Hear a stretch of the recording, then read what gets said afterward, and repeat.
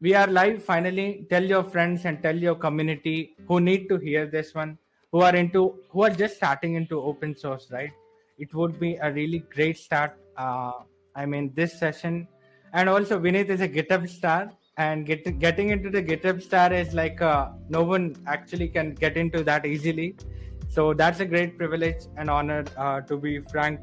And yeah, so I think I missed some points about Vinith, but Vinith will explain all the things which he's doing right now and what we are going to deliver in this session. Basically, it's more about GSOC and open source and all other initiative, not only just GSOC, but there are lots of initiatives you can take part and you can become successful in open source career. So right now it's getting a lot of community support, the open source community with good, great people like Vinith. So, yeah, over to you, Vinith. Hey, thank you, Joshua. Thanks for having me here today. And it's always an honor to speak for the people I have worked with. So yeah, I'm excited to talk about like open source, GSOC, and whatnot. So I guess nowadays, I feel like the younger generation, right? So although when I was in the college, we didn't have that much exposure, right? Such platforms where people will come and talk about their experience, and whatever we were doing, we are just doing from ourselves, and just it was like everything was physical, right? We aren't relying much on internet, but these days it's all about. People. I was in village, and I saw that even like small kids in village, they are talking about cryptocurrency. So can you imagine, right? So, and they also know what is GitHub. So that's the power of this remote thing and everything going online. So I'm excited. And if anybody in the audience section, if you have any doubt, you can put in the chat, and I'll be happy to answer that. And I think the open source is something like which has helped me a lot, in getting my job, and even in learning a lot of things. Like that's the most important thing for me. And the last thing is that getting to know a lot of people. I know Joshua. There are a lot of friends of mine, right, whom I met on GitHub, and they are lifelong friends for me now. So that's the beauty of the GitHub and open source community. GitHub has aligned everyone, even irrespective of the place you're living and the opportunities you get physically, right? GitHub and open source has made it possible to align people together towards one mindset and one goal to contribute and help each other. And that's the beauty of open source as well. So yeah, people, thanks for joining here. There are already, I see 8 people here, and you can share in your communities or with your friends who actually want to understand what is open source and who actually are into open source and want to grow in the open source domain, because Vinith is here and he is really experienced starting from the college. I think you started in the college days, right? Contributing to the open source. Wow. So second year of his college, and now he's working with Postman as a software engineer. I think you also lead some open source initiatives in Postman as well, if I'm not wrong. So that's really great. Like you are doing what you like. That's the best part, right? And yeah, so what was you said you started in the second year of your college. So what was the reason, or who actually was the person or the community which motivated you to know about open source? Right. So I exactly remember, right? There was a session by one of the student club in VIT. I went there, and one of the senior was talking about GitHub. That GitHub is a place where you can put your code, and this is something that where you can build your portfolio. On the day I created my account on GitHub, and I really liked the idea that okay, the thing is that if you are a creator, right? If you are a video creator, content creator, you put your content on YouTube, you put your content on, let's say, Facebook, Instagram, right? And that's how people know about you. But what about our software engineers, right? We write some code, we put it on GitHub, people look at that. Yeah. So that's our content, right? That's what we are building.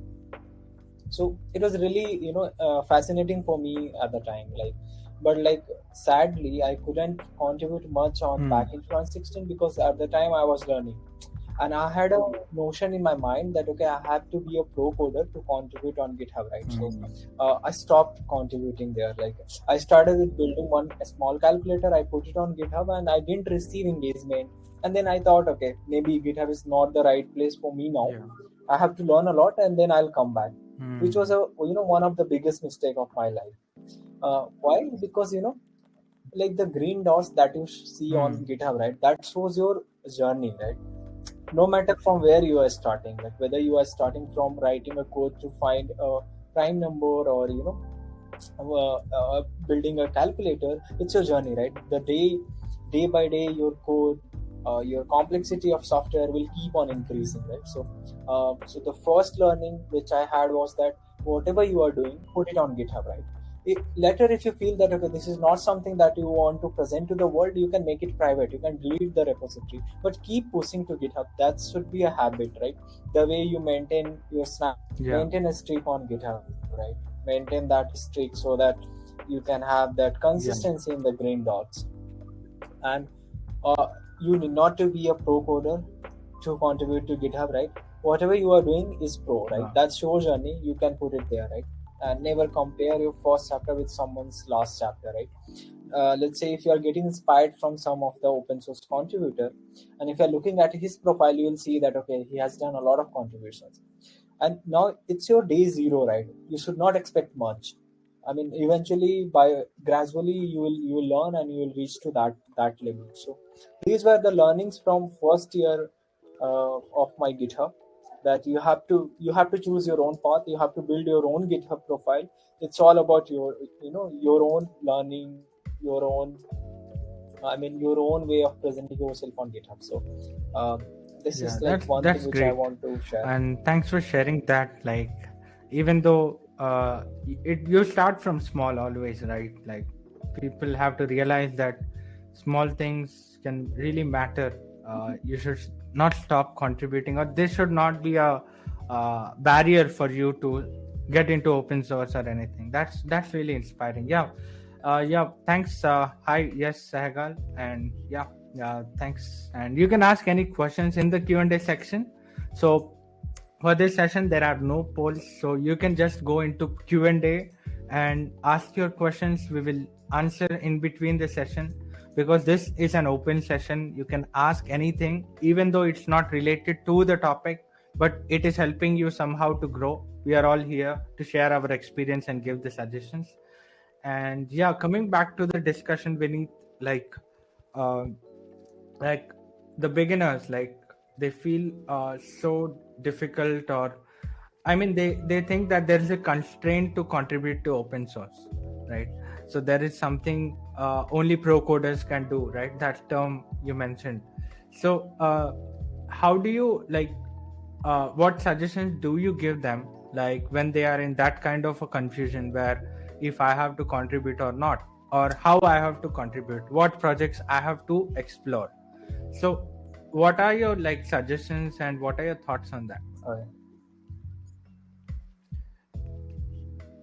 Right. So the first thing, right? Like when you are starting as an open source contributor, newbie contributor, right? At the moment, you might not be able to contribute to others' project, or let's say bigger organizations' project. That is the best time to get started by yourself, right? Start pushing your own projects. Start building some small website or whatever you are learning. Let's say if you're learning Node.js, okay, let's build something, some API, put it on GitHub. Even though if you are doing competitive coding, if you have a better way to solve some algorithm, put it on GitHub, right? So I think the initial days of your GitHub should be understanding the ecosystem, like the open source culture, right? How you are the Git commands, how we merge the pull request, how we resolve conflicts, how we branch off, all those stuffs you have to understand. Let's say I think in 1 or 2 months you'll get to know that, like how you push, how you commit, and how you actually deploy, how you use GitHub pages, how you maintain your README. All those things you will learn. Then comes like, oh, it's time to explore a little more, right? So contributions can vary from fixing a typo, or writing documentation, or fixing a minor bug, major bug, adding a feature, or building the whole application, or suggesting the ideas. Right? Let's say if you're a beginner, you can explore a lot of. I think the best way to explore beginner-friendly organization is look for the Google Summer of Code organizations. Right? So every year, G-Shock has a lot of mentoring organizations, and all these organizations has student-friendly projects. Right? So you can look for that, and like on GitHub, like we follow the labeling of issues thing, right? So we always have labels like good first issues, beginner friendly issues, first timers only issues. So if you filter out the issues based on these labels, you'll find some really good beginner friendly projects which can even help you to get started there. You can take up some issues and start contributing there, and that will be really helpful for you, no matter whether you are fixing a typo or changing the color of button or centering a div. All these are counted as the contributions if you are a beginner.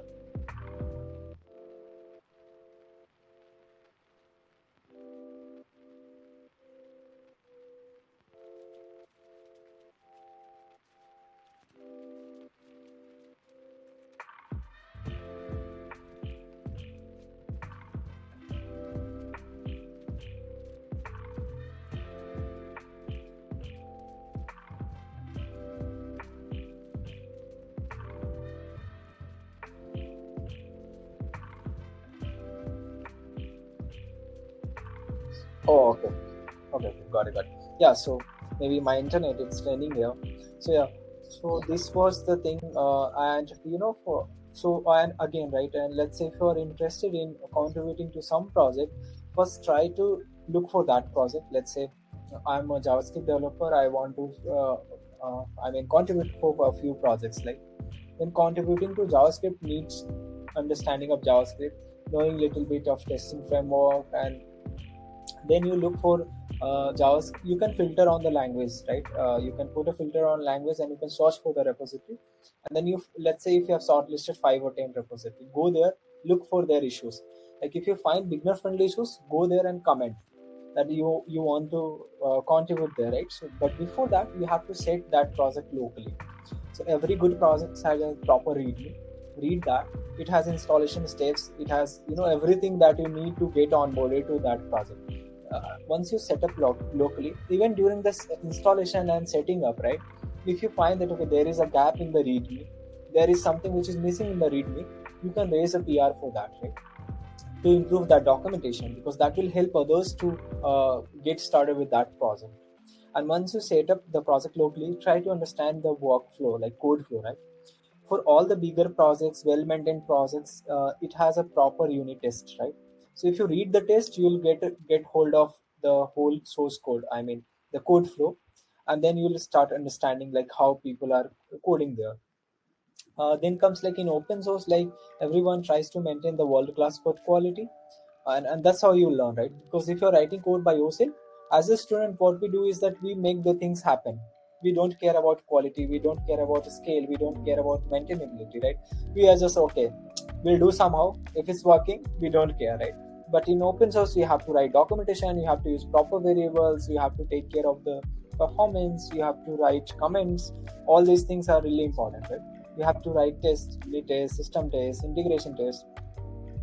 So once you read these, you'll come to know like what are the practices that this particular project is following. Then comes let's say uh, you came to know about the workflow and even the code. You now it's time to contribute, right? Then you can go to issues, you can comment, you can tag the maintainers, mentors there, and they'll always be happy to help you, right? In open source, I believe everyone welcomes you with open arms, right? That's how we are growing there. I mean, that's how the community is growing. That's our culture, like open source culture. And people will always be there to help you. You can create discussion thread, you can ask questions there if you need some help. Like someone will reach out to you, and they will always be happy to help you. And I hope that will help you to get started with open source. Yeah, that's really. I mean, you summed up everything which is required. I think there's no better answer for that. So it can be anything, right? From the README to the code contribution, and most importantly, the quality of the code should be maintained for an open source project. So you have to understand what is the definition of a quality open Right. source contribution or a quality code. Basically, how you can go through the expert's code, like how it is, right? Who is an expert in contribution, right? You can go through his code in Git. So by reading the code, you can get the understanding, start making notes or something like that, like what you understood from that code, how you can improve in writing the code as well, and in making the quality contribution, and this will make you a better person. Yeah, we have a Discord server, Rajkumar, so I'll be sharing the link as well. So Pramit, who is also from the DevRel team, who is in the session, who, if you can share the Discord link, it would be really great. So yeah, coming back to the discussion, right? So quality is important, and as a beginner, we think that whatever we have done, okay, let us do this way. It is, it is enough, right? So yeah, definitely quality really matters, and it doesn't mean that beginners cannot write quality code. Once you go through and learn how, how the experts are writing the code gradually, as Vinith mentioned, 2 months are enough to adapt to that culture and adapt to that level, but slowly it transitions. Every day we have to keep learning. So that's our like, what we call it, like puja, right? Like we do every day, or prayer we do every day. It's like a prayer for you, like keep on learning. So that's important. And coming to the communities, you have a lot of community support as well. That's the best part of open source.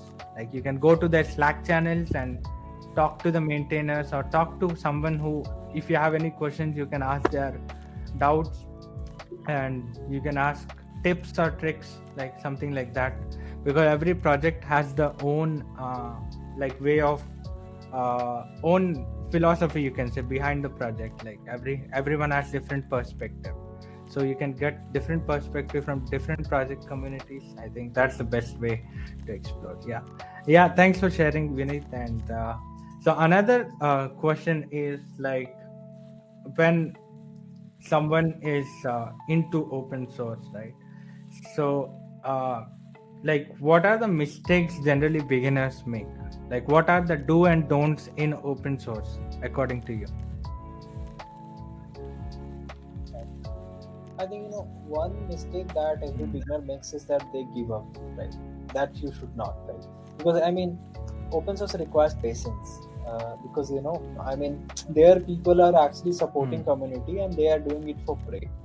Now you can't expect, like, if you have raised a pull request and you are expecting that your PR will be reviewed within a day. I think that might not be possible, because everyone has their own priorities, right? For example, we are working 9 to 5 every day. We have other priorities. On weekends, whenever we get time, we review the request. We try to reply to the people, right? So you have to understand that the person who is sitting in front of you, right, he is also a human, right? And he has also some priorities, and he'll get back to you. Don't worry about that, right? And sometimes what happens is, like, let's say if you raise a pull request and if it's taking more than a week to get it reviewed, and that frustrates you, and you simply gives up, right? So that is something that you should not do. Never give up. If you are going for open source, it takes time. Things will take time, but eventually you will learn and you will be a better person there. Second mistake is that do not live in FOMO, right? I see, right, a lot of people, they think that, okay, everyone is doing a lot of stuffs there, right? People are doing AR, people are doing VR, people are doing machine learning. Sure. I was saying that, like, again, like, FOMO comes when you start comparing yourself with others, right? That people are doing, let's say, AR, VR, and let's say they are contributing to ML, they are contributing to some XYZ thing, man. You start feel that, okay, I'm just doing HTML, I'm just doing JS. Like, there is no value for me, right? So don't think in that way. It's your path, and you see, like, the intake, you need not to know everything, right? So I'll give you one example, right? Even though if you know a single language, you can live your life happily.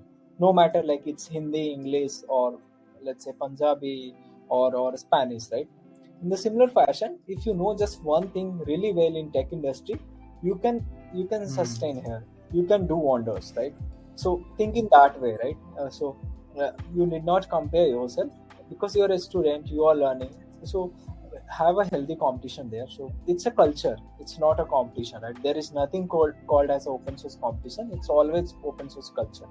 These are the mistakes Hmm. that beginners make. Never give up. Do not compare yourself. Keep contributing, and whenever you are contributing, right, try to put readmes, right? That is one thing which every beginners makes a mistake, right? They put the project and they Hmm. do not write the documentation. So have a proper readme, right? Add some cool batches, add steps to run, add your idea behind this project, because that's how people will discover your project, right? Because like once you make some project, you put it on GitHub. If you do not have a readme, Yeah. how I'll know that what your project is going to do, right? And try to make it live, deploy it in. There are so many free cloud providers like Netlify is there, Heroku is Hmm. there, Vercel is there. You can host your Hmm. application there, put a link, demo link, so that people can easily discover that. And there are few community guidelines that you should have. For example, code of conduct, and then there is contributing doc, like how you want people to contribute to your project, issue template, PR templates, all those things you should follow, right? And these things you have to put license there. So all these things, I guess, eventually you will learn. But as a beginner, like, we don't care about that you should do start caring from day one. So these are a few things which beginners can do. And the other thing is that once they look for some issues, they are not getting how to solve it, and they simply give up, right? I mean, they don't spend time. So solving a small issue, right, can take even 1 month, trust me. And this happens when we are working as a software engineer in some company. Even though if you find some small issue, it takes 1 week to solve, because that's not easy, right? And if that particular bug is very easy, then Hmm. it shouldn't have been reproduced at the same time, right? Because the person who is writing the code, he could have fixed it at the time he is writing the code, right? So it takes time. Let's say when you are doing such things, you are getting frustrated, look for the PRs, right? Closed PRs. So you can go for the closed pull request, and look for the kind of comments that maintainer is giving, and the kind of code that people are writing, and to their PRs merged, and how they are actually fixing the issues. So these things will keep you motivated. And again, stalk people on GitHub. Hmm. That sometimes help you. Because once you look what kind of people are there and what kind of projects they are Hmm. doing, that will really help you, right? One like a good place to get started will be like, maybe you can Hmm. just check the GitHub stars website, and you can look for the projects of all the GitHub stars, and that might help you, because most of them are actually doing great stuff there. Actually, all of them are doing great stuff, and you can look for their profile and get some inspiration. That was interesting. Yeah, I think the GitHub Stars website I have dropped in the chats, and yeah, we have few questions. I'm coming back to that, but before that, I want to add some thoughts to what Vineet has explained right now. So for the questions, you can go to the Q&A, and public chats you can use to add your thoughts or what you are understanding. If it's like you have some extra point, right, to add to our thoughts, you can use the public chats, and for the questions you can use the Q&A feature on Aviel. So yeah, Vinit, that's really I mean, the beginners should not give up. That's the first and most important point. And sometimes many beginners, they feel like they sometimes it's like something is triggering, like to contribute, right? But they postpone the stuff. Oh, let's contribute it later because right now I'm not that much big, right? So if you have some immediate thought or immediate ideas, just initiate it. That's the best way. And after initiation, do little by little, and start putting your free time and do it. Tell to your friend or someone who is into open source, hey, I'm doing this, do you have any suggestions on how I can make this big? So try to get more feedbacks. That's very important in open source, because you are building not for yourself but for the community, right? So if you're building for the community, feedback is very important. So try to communicate more, engage in the live sessions, and we have lots of activities going on in open source world. So that's the key, right? Taking the feedback and improving the project is the key. And yeah, and we have one question by Rajkumar Seth. So how Aviel can help in the world of open source? Yeah, so I'm coming to that. That's very interesting question. Welcome to Aviel, whoever is new to Aviel. So Aviel is trying to leverage the power of open source. So this session is exclusively for beginners and intermediates, you can say, who are just starting to learn. But when you grow as an open sourcer, as a maintainer, right, you see a lot of open source projects. They put their whole time into it. So I have heard a lot of maintainer stories. What they generally tell is they have a family, they get a job, but they leave it and they live in a small house. Just their interest is to contribute and make this project big.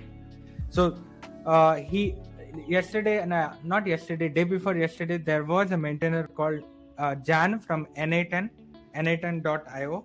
What he was saying is he didn't want to go to the job and stuff like that. What he did is he used to do the part-time consultancy in his area, in his country in Europe. So starting the part-time consultancy, 3 days a week he used to do consultancy, because he has family and kids, right? He has to give something to them as well. Like that's the problem for maintainers. And next 3 days or 4 days he used to spend on the project and develop it. So his vision was not to get some like stars on GitHub or to make a portfolio.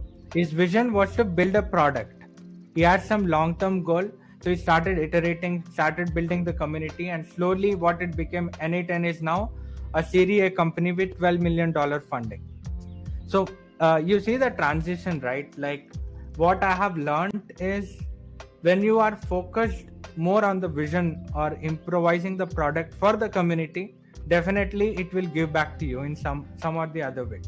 Like it may take time, definitely, but when it gives back to you, it will be very huge for you, and you can focus on improving that more. So we should come up with that mindset, I guess. And what Aviel is trying to achieve is to help projects to sustain. A lot of times maintainers find it so hard because there is no community. People are leaving, good contributors are leaving the project, they are not contributing anymore. So what we are doing is to sustain open source, to preserve the open source. Aviel is trying to build a creator community which actually works on the content creation part, engaging the projects with more and more contributors and more better PRs, right? Quality PRs. So that's our vision. And so there are 3 aspects in Aviel. One is developer community. One is the project community. In project community, basically there are core contributors and maintainers. And the third one, and the most important one, is creator community. Creator community is basically content creators who are writers and video creators who are evangelists, and all these 3 dots we are joining on under the umbrella of Aviel. The only vision is to achieve the open source sustainability and the quality PR in the end. So improving the quality of open source, improving the duration of the project. So that's our end goal. And we are like a driver or driving force for the open source. So we are not competing with any GitHub or anything like that. There are a lot of questions which we received, like, are you a second GitHub? No, we are not, because I explained you, we are a driving force helping the projects to sustain. So GitHub is like a storage, or you can say it's a social media, but this is more like a Netflix or Twitch for open source, you can say, or anything which deals with a creator part of things. So, and that initially Vinit mentioned that there is Instagram, there is TikTok, or there is YouTube or something like that for the content creators, and GitHub is more like content creation for coders, right? So similarly, we are like a same. We are working on the same page, but for the sustainability and preservation of open source projects. So that's the goal. And there is another question. I'm new to Aviel. Is it possible to watch? Yeah, I have mentioned that. So I think Vinith, you can take this question by Gulshan Kumar. How to choose particular open source project in GSOC?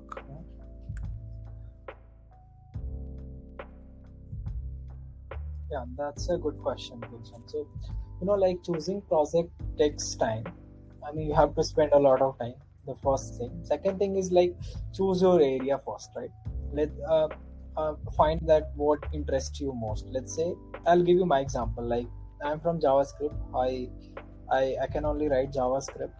So what I'll do, I'll go to Google Summer of Code official website. I'll look for the mentoring organizations of previous year, and I'll look for the organizations which has projects for JavaScript, right? Let's say I found out that okay, Postman, Async API, and let's say Webpack, all these are having JavaScript projects. So I'll try to shortlist 2 to 3 organizations because competition is too high, right? And so you have to have some backups, right? So let's say you selected 3 organizations and then look for their ideas, right? Read the ideas and then see like if you can relate to that, like what are the prerequisites that is required to contribute for that idea and prepare for that. And to let's say if you are targeting for the GSOC, then the best day to get started was yesterday, but you can start today. Go there, look for the projects, find your organizations, and go and try to set up the projects locally.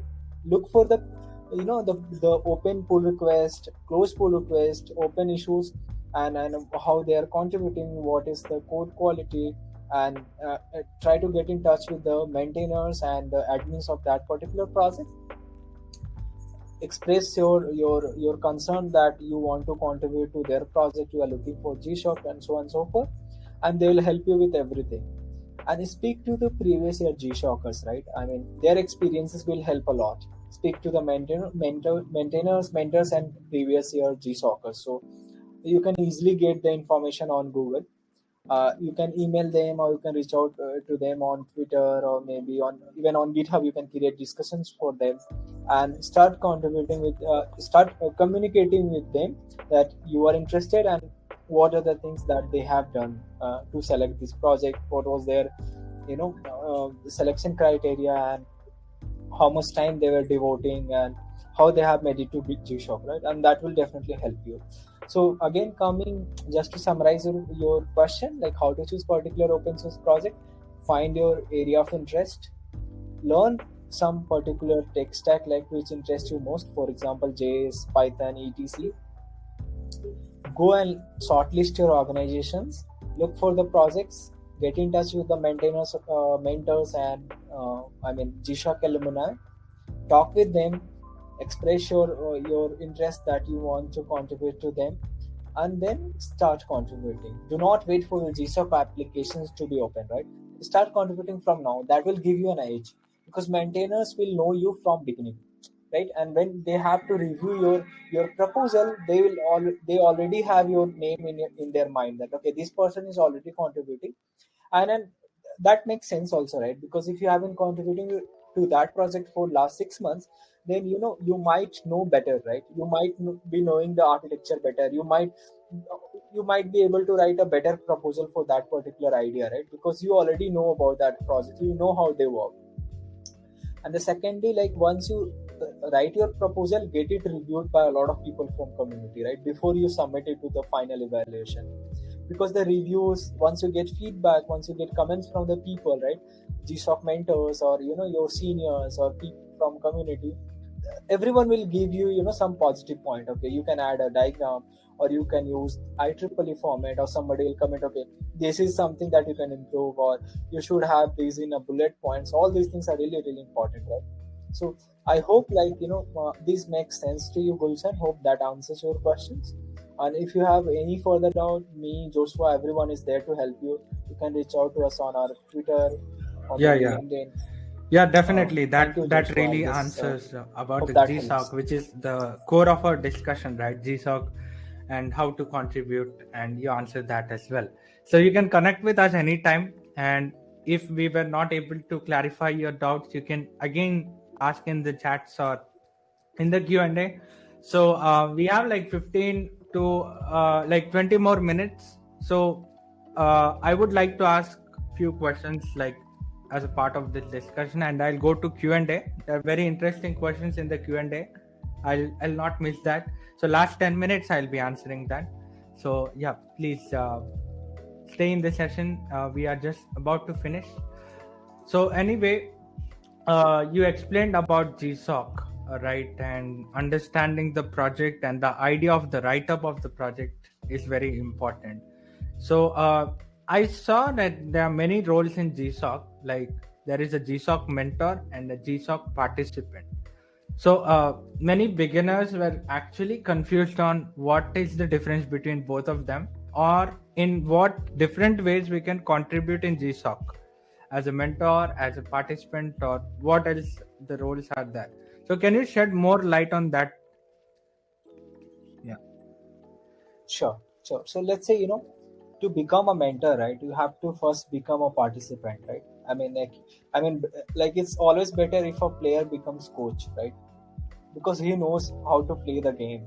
So I would suggest, like, if you're a beginner, participate as a participant, because that will ensure that you understand GShock, you understand open source, you understand the project, and after like you have done GShock once, then you can apply as a mentor, because now it's time to give opportunity to others, and give back to the community in other way, right? Like now you are capable of mentoring others. So I think for beginners, apply as a participant, and if you are an intermediate coder or if you have some experience with open source, then you can apply as a mentor. So, but to apply as a mentor, you should be either a core maintainer of that project, or maybe that's not a required criteria, but I think that gives you an edge, right? Because if you're a maintainer, you know that project, you know the roadmap of that project, and you can be a better mentor. So that will take some time, but there is nothing like that you have to be a participant to be a mentor. No, I'm never a GSOC participant, but I am a GSOC mentor. So yeah, That's great. hope that That's answers great. your question. I think that's really the answer. And don't get overwhelmed with so many things, right? Choose one thing. I suggest that choose one thing, one area, and just put yourself into that. And again, I want to recall what you have discussed about the FOMO and the anxiety you get by seeing, and you start comparing yourself with others in the community. That's a very, like, it will create a negative impact in you. Like, it will delay the process. Like, don't be anxious by seeing people, oh, this guy is doing that, he's doing AR or VR. So even in my college, I would just want to share, I will not take much time because it's finished session. So even in my college, there were a lot of people doing different activities, and coming to the placements, it was this lockdown and everything, and we were sitting at home, and people were doing a lot of stuff in the end that placement, that high time, right? People start making a lot of stuff. They don't even sleep and they do a lot of things. So at that time, A lot of announcements on yeah, LinkedIn. yeah, That's also important. A lot of yeah, a lot announcements of on announcements LinkedIn, on right? LinkedIn that I'm elated to share this experience, I'm elated to join here. So yeah. So yeah, at that time, what I decided is not to go to the companies which were coming into the college, and I wanted to choose my own way, which is I love to evangelize. I was also a front-end developer before. I used to code, and I worked with a startup as well. But I took this path because I love open source, and I skipped my placement. Though it was a month delay, I got a better job than like whatever others were getting, right? They were not happy, and some people were doing it because the parents told that you have to work. So that was the whole idea. But what I did is to contribute and to expand my vision. So you can also work in that way. That is my suggestion. For everyone, it can be different, right? You can be a good communicator, you can be a good coder, or you can be good at both. So there are a lot of different roles, and for everything there is an answer. So don't think that only this path will give you success. So you can hear from a lot of experience, like Vineet is sharing a lot today, and we will share. Maybe we can do part 2 on this one. We can go deeper into open source and GSOC, and it will really help. So uh, that was my just suggestion. So let us go to the question, because we are in the end of the discussion. So first question is, Vinay, hey, I'm a front-end developer and adding some more skills for roles such as developer advocacy. For the same time, I have started writing documentation, short screencast videos of my project. Other than this, what more things I should do? How to get started with developer advocacy? Can you take that question? Yeah, I guess you will be the right person to answer yeah, that, yeah. because I mean you have Yeah, followed yeah. the same path. Yeah, but yeah, if I you might have any not be the thoughts, you right can add person. on that. Like, yeah. So even I was a front-end developer when I started, but I was more into communities and be part of lot of non-coding and coding communities initially in my first and second years. So that helped me a lot. But my suggestion is, don't don't keep the focus to just improve your resume, right? Just adding more and more skills, more and more projects. Don't keep that kind of a focus in your mind. Just choose one community and try to give your best to that community, and you will learn a lot. Try to make that community better. Let's say in documentation, or you're writing in thought process, like thought pieces, right? Thought pieces on the particular project and how you can integrate something into that project. Let's say there's a project, TypeSense is one of the examples. I like it. You can check out Avial projects. So TypeSense is search engine which can load millions of data in just few microseconds. Let's say you want to integrate a database, let's say Airtable with TypeSense or anything like that. Any new ideas which you got and you want to experiment. So give a journey on how you started and how you integrated that particular tool and how you are using the project. So that will make a better, like, choose one project and go deeper into that one, and definitely you can land that role, or start your journey in developer advocacy or developer relations. So that's the best way. But the definition of a developer advocate is so huge. It is not just, cannot be described in one session. So that's why I mentioned, go to the project and give your best whatever you can, and you become the advocate of that particular project. So yeah, second question, I think, or Vinith, you have any questions? Yeah, So Joshua, definitely. I just want to add a few things for your questions. I think you answered really well, and you added all the points. So just one thing, yes, like what I feel is, for developer advocacy role, the most important thing is communication, right? I mean, in both ways, whether it's a written communication or verbal communication, right? You have to communicate. So I would recommend, yes, like take some sessions. I mean, like try to teach people, or the way we are talking here, right? Try to organize some sessions, because that will help you to get rid of stage fear, and how you can communicate effectively, right? So that is one thing. You might be very good at communication, but communicating in front of camera is a different feeling, and it's a different challenge. So because when you write, hello, yeah. So I was saying that written communication is equally important. Okay. Sure. So I was just saying that like the both forms of communication is really, really important. Like first thing is the verbal communication. You have to communicate effectively, right? For that you can take sessions, or you do YouTube sessions, or whatever you want, like live stream, teach some topic, or engage with some community, take some sessions, and that's how you will learn. Like once you take a few sessions, in every session you will learn how to engage with the community, how to engage with the audience, and how to provide better content. Second thing is is that written communication, right? You have to be creative, because once you write something, you have to connect to the people, because for everything there are millions of content out on internet, right? why people will prefer your content. You have to be unique, you have to be creative, right? So this is something that you learn once you do, right? So, and how how can you improve? Ask for the feedback. If you write something, share it on your social media, or if you know somebody, if you know, someone from the community or someone from your seniors, right? Just ask them for the feedback, because that's how you will improve your content creation.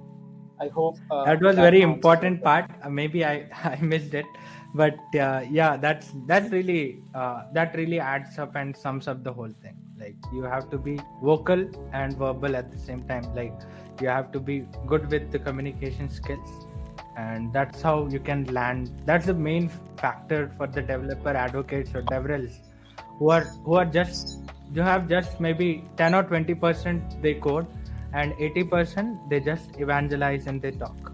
So that's a major True. advantage for developers.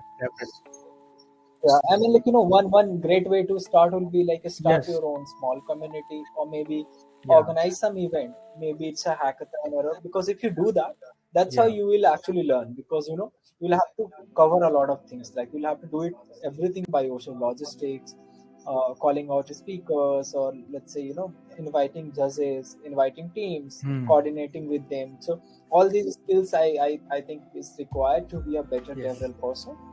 So if you do something by yourself, then eventually you will learn, because there is no as such grammar or no as Hmm. such a documentation or tutorial to be a good DevRel person. I believe like DevRel is kind of it's all about Yes. experiences, right? Whatever you learn from experiences, that makes you a Yeah. better DevRel person, because there is no as such like a Udemy course or Coursera course to be a DevRel. Yeah, that's true. There is no roadmap or there is no perfect course for development. It's more about True. experience. Yeah. True, and the most interesting thing, Joshua, like whenever I talk with the DevRel people, like everyone has their own way of getting Yes. success in DevRel. Like they have followed. I mean, everyone has choose their Hmm. own path. So that's the most interesting Yeah, thing. like devrels are more like creatives. Mostly they have done design, they have coded, they have organized, they are speakers. So they have done a lot of stuff in less time. I've seen that, and everyone has different story. Yeah, that's true. And so we are. I think we have 10 more minutes. We have 3 questions. How many projects a person should work at a time? So Rajkumar is asking. That's a great question, man. I mean, like it totally depends upon you, I would say. But like if you ask me, then I would say like one project at a time is more than enough, right? Because you have to focus. Like if you are developing a project, then one project at a time. If you are maintaining a project, then it totally depends upon your potential, right? So you can maintain 10 projects at a time, but I believe you can't develop 10 projects at a time. So one project at a time, and later if you are maintaining, and let's say if you are contributing as an individual contributor, then you can contribute to 2 to 3 projects at a time. Yeah, that's. I think that sums up. Yeah, you can also comment or use the chats that answer helped you, or if you want to ask anything more or anything was not clear, we are happy to explain again. So another question is, hey, I just started contributing to open source in Hacktober 2021. Now I'm willing to participate in GSOC 22. I only know HTML, CSS, JS, Java. Could you please tell me what should I do or follow to get selected for GSOC 2022? Right. So for that, first thing, go and check out the organizations, right? As you mentioned that JS, Java, meaning that you can look for the projects which is either related to Java or JS, like whatever interests you most, and then read their ideas, look for their repository. I mean, spend 1 week to finalize your organizations, right?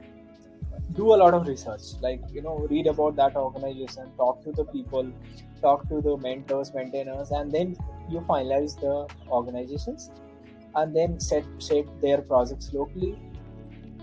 Start running the project locally, try to get hold of the source code, look for the test, look for the documentation, look for the beginner friendly issues, and start contributing there. If you are not able to contribute now, look for the merged pull request, right?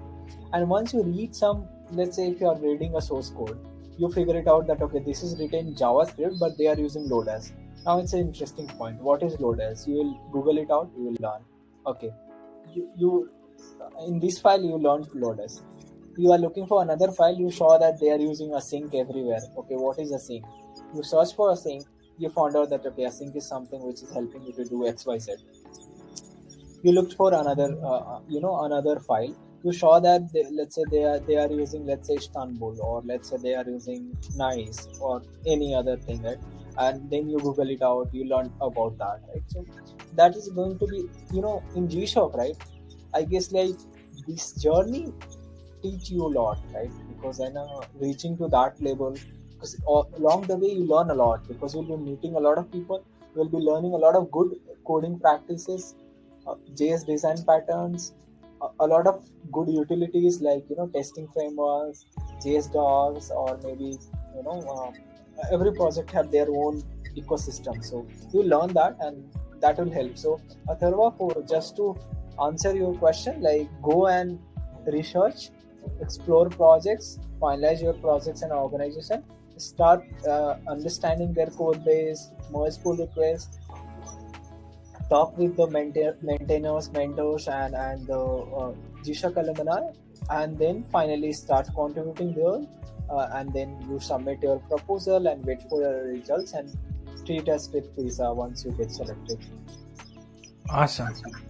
I think that's the in detailed answer which you have given, when it really makes sense and really helps, I guess. Yeah, Atharva, if you are like, if you got the answer, you can just put it in the comments so that we will know that it was helpful for you. And we have another question by Rajkumar again. But before that, I would like to take a question from the chats, which is really interesting. It was asked by Gulshan Kumar. Is it good to join a project which is completely new this year, as there is less crowd and more opportunity? What are your thoughts on that? Yeah, absolutely fine, dude. I mean, you need not to contribute to Node.js or React as a beginner, right? If you're contributing to a beginner-friendly project, that's also fine, right?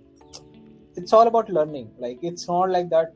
Like, the good open source contributors only contribute to the bigger projects like Node.js, React.js, or Postman. Like, you can do anything you want, and if you are getting more opportunity there, then it's fine. Like, it's better to contribute to some X project rather than fixing a typo in Node.js documentation. Yeah, because you'll be learning more here, right? And that's the same analogy that I have used back in 2018 when I had to select whether I want to go for MNC job or I want to join Postman as a Postman as a startup back then, right? So I left my Bank of America job and New Growth. Both of these are MNCs, to join Postman. Although at the moment Postman was, I guess, not even 100 people were there in Postman. Right? And now we have grown along the way, and trust me, I learned a lot because I was working with a small team. We had a lot of interaction with the leaders. I got a chance to lead projects, and I got some ownership, and with ownership you learn a lot, right? Because you will start thinking differently, and leadership qualities will come into you, and you will get a lot of opportunity, like, because you will be leaving the whole software development life cycle, right? The same thing goes here, right? If you are contributing to a very beginner project with less crowd, meaning that you will get more opportunity, more responsibilities, and with responsibilities you will learn a lot. Yes. So that's a good choice, Wilson, for sure. That's true. That's really interesting, and appreciate that you have taken this path, and you have inspired us, like your next generation. Me and a lot of good people are following you and taking this kind of mindset, right? To lead and to solve problems. And to add that one, like if you choose a big project, there is already a hierarchy made. Like they have already some people who are working or who are seniors. So if you take a small project, you are the initiator, or you take the responsibilities, you make mistakes, you learn. So I think small project will give a lot. If you are a beginner, if you are still in the college, right, I suggest you to pick small project and then grow with that. And then if you are interested to contribute in big projects, or if you have some time, you can do that as well. So it doesn't mean that if you are in a big company or big organization, you get more benefits. No, it's not that. Even in small companies, small organizations, you have a lot of benefits equally or even more sometimes with while compared to the big companies or big organizations. So yeah, I think that answers. Vineet, you are here. Okay, yeah, we are about to finish. We have 2 more minutes. So there's one question I would like to take again by Rajkumar. How Aviel selects the project from GitHub? Yeah, it's GitHub, right? Yeah. Okay. So how Aviel selects project from GitHub is basically we see the project's transition, right? Is it just for a hobby project or it has a bigger vision? So if it is a hobby project or if it helping the community on some other way, we don't onboard them, or we would like to see what we can do. But if a project is like a tool or it's a product based thing, so we want to transition that project into an open source project to an open source product. So you have heard about FOSS, right? Free and open source software. So you could have also seen COSS, commercial open source software, where the code is still open, the community is still present, but it is working in a commercial model. So we want to adapt that so that maintainers and even contributors can be benefited. Let's say you found one bug in an open source software, and let's say it's like a bug bounty program. If you do this PR, you'll get $100. Like you learn a gig. But now open source is not in that way. I'm just giving an example. It's not exactly how it works, but we are trying to make it more qualitative and more beneficial for the maintainers. And yes, community is willing to do it for free. But the thing is, if you want to make it more impactful, right, there should be money involved. So there is a notion which is developed that anything is available for free, it is looked in a cheaper way. Like, some people think that open source project don't work, are not good with the performance with compared to the other private projects.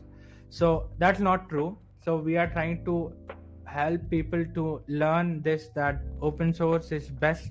It's built by the community and for the community, so it's more performant, so it deserves the traction more than the other projects. So that's how we are trying to achieve this. And yeah, I think that sums up. So yeah, thanks everyone. Yeah, sure, please. Just to add to your point, right? Yeah, Adding to your point, right? So I know a lot of maintainers, right? I mean, they are worried about their Yeah, living, right? Because exactly. let's say if we are giving time, sometimes it's sad, but you need money, you need finance to live in any part of the world, right? So if you are a full-time open source contributor, then I think there should be some way to earn, right? So basically, right now we have GitHub sponsors. So that's why the GitHub sponsors came into the picture, right? Where people are sponsoring the projects that they like, right? And trust me, like once we have some sort of living out of it, a lot of other professional people will come and join GitHub, because I have seen a lot of good coders who are not on GitHub. I ask them, why don't you write code on GitHub? Why don't you contribute to open source? They simply says that, okay, I don't want to invest time if I'm not getting out something, right? They are not very much interested into building community or giving back to the society. They are just interested into living a normal life, earning to feed their family, right? But if they get a job even in the open source, they can make money out of it. I believe that, I guess like we'll have another good set of people who will be joining open source communities, right? But again, like open source is meant to be free, which will be free for always. But it's just that it's like a one add-ons on top. Yeah, I can hear. I think there was some issue. But I hope you all got the answer, right? That's the maintainers' perspective. We have to think in that way also. What maintainers are doing, and we have to value the efforts of maintainers, and we have to understand, as we are also a contributor or a beginner. So we are Aviel is basically also solving the problems of a maintainer. If we solve a maintainer problem, whole community Yeah. problem will be solved easily. So that's what we believe. Hello. Like it's Hey, like a Joshua, head can of you the hear me? house. If father gets more resources, children and wife will be happy. So it's like that. It's like it Yeah. works in a, there's a flow in every process. So yeah, thanks everyone for joining the session. I think Vinith, if you want to sum up the session, you can sum up like the summary of 1 minute or 2 minutes, or we can conclude this session. Yeah. Sure, Joshua. So, first of all, thanks to you for inviting me and connecting with me again. The second thing, like to every people, like 10 people who made to this session right on Sunday, I really appreciate, and I'm forever grateful for you, all of you, to join us and listen to us. And for open source, I think just don't follow us blindly. Do your own research. If it is something that excites you, if it is something that you are interested in, then only do it. There are other ways to find jobs. There are other ways to be successful in tech industry. You can follow your own path, right? So that's what I'll see. And for GSOC, if you are looking for GSOC 2020, start from today. Because do not delay, because at the last moment there will be a lot of crowd. You might not get better opportunity. So start from now. And thank you so much. We are always happy to help you. Thanks, Joshua. Yeah, thank you. Thank you, Vinith. It was really an honor to have you on our platform. And definitely, we'll do some more sessions with Vinith, I hope. And we'll do some deeper and more great discussion. We may go through the technical, and people love interactions. Like technical stuff, you can do it yourself by looking at the blogs. So one more thing, there will be a blog for this session which will summarize what are the important points we discussed. It will be released in the next week. So you can follow our socials and Avial accounts on Twitter, LinkedIn, and other platforms, YouTube as well. So you'll get a video and a blog so that you can keep a note of this, all things. And thanks Sujitra, thanks Rajkumar, Gulshan, Pramit, Vedant, everyone, Atharva, for all questions, right? It was really great. And that questions really helped others to learn. So yeah, thanks Vinith, and have a great Sunday. And I really appreciate that you are still coming into this platform on Sundays. Spend time with the family, and don't stick for a long hours with the monitor or with your laptop. Just have some free time and try to chill and relax, because when you relax you get more better thoughts when you work again. So yeah, thanks again. So have a great day.